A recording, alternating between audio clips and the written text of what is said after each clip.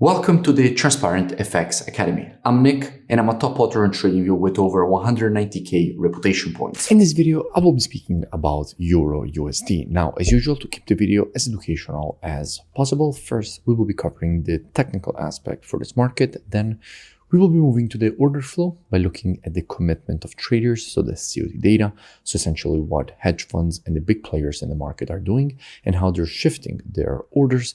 And by the end of the video, by using a combination of these two different types of analysis, we will try to understand where we have the highest probabilities for the next potential move here for this pair. So this is definitely a video you do not want to miss. If you're new to the channel, make sure to subscribe. This is the place to be for high quality, free trading education. Now, without further ado, let's jump straight onto the charts.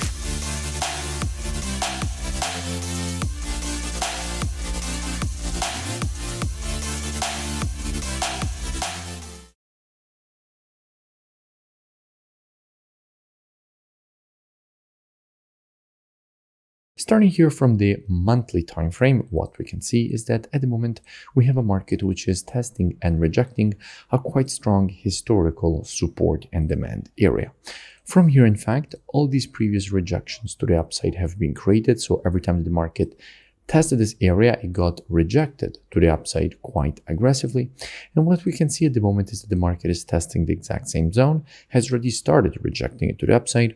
So in a situation like this, more bullish price action could be expected away from this zone. So the monthly time frame does seem quite bullish, and we could expect more bullish price action to be created away from this area, as already happened in the past when the market was rejecting this exact same zone. So let's keep this in mind and drop down on the weekly time frame.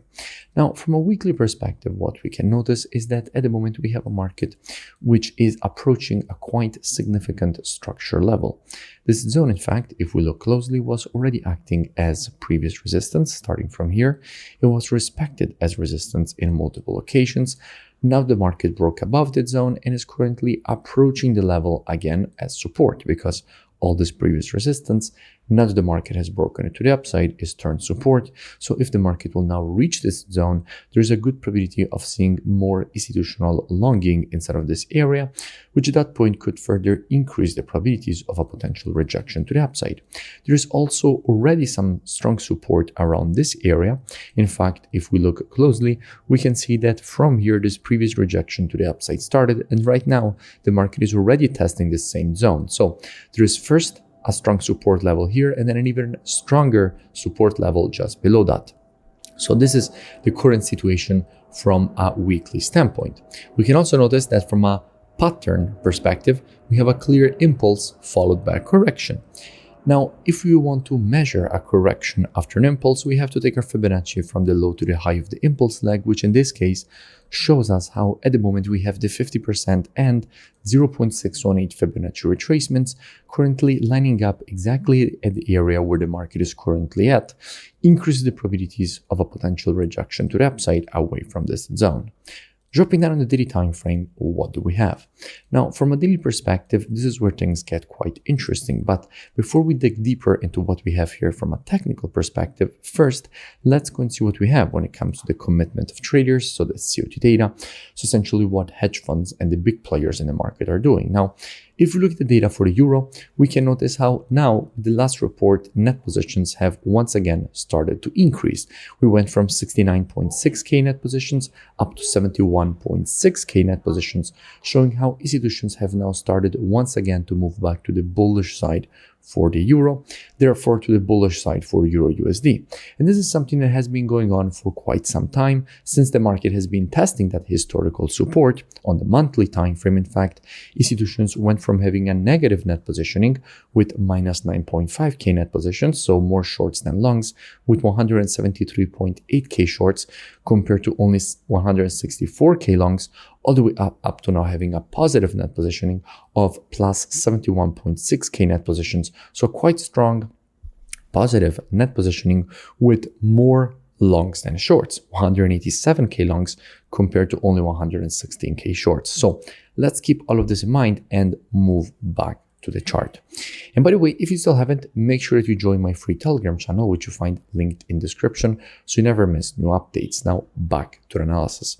So from a daily perspective, what we have right now is a market that has created essentially this overextended M pattern. Now, generally speaking, when you see the market create an overextended M pattern, what usually follows is that the market will create a rejection to the upside, essentially retracing to the 0.382 of the Fibonacci taken on the impulse leg. Now, in this case, if we take our Fibonacci from the high to the low of this impulse leg, it gives us a upside target, which is currently at this zone.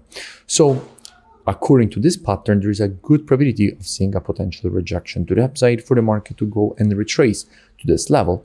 We can see, for example, another overextended M pattern right here. After that, the market followed with a correction. This is a pattern that the market likes to create over and over again. It's obviously not every time, but when there is this pattern, there's an increased probability of seeing this potential rejection to the upside.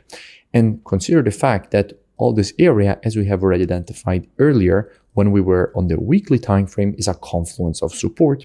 So there is good probability to see more institutional longing inside of this area.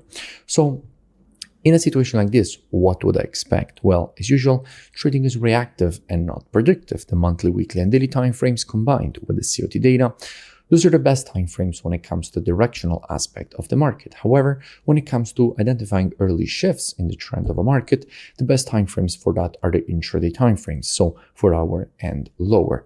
Therefore, what I would expect is that if this market would shift from an intraday bearish to bullish market at that point, I wouldn't be surprised to see a potential rejection to the upside for the market to retrace to the 0.32 of the Fibonacci taken on the impulse leg. That definitely wouldn't surprise me. Now, if you want to learn more, I really suggest that you go and check out the transparentfxtrading.com website, which you find linked in description. Here, you have the possibility to gain access to the most complete mentorship program ever that I have created.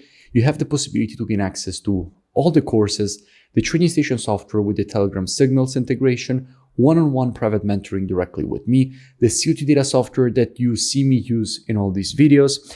And if you continue to scroll down the website, past the testimonials, you will see that you have the possibility to join and gain automatically access with the email and password that you will create during the sign-up process. So I really suggest that you go and check it out. The link is in description and I will see you in it. If you enjoyed the video, make sure to drop a like. Also, let me know in the comments below any pairs or topics that you would like me to cover in the next videos, and I will see you in my next breakdown.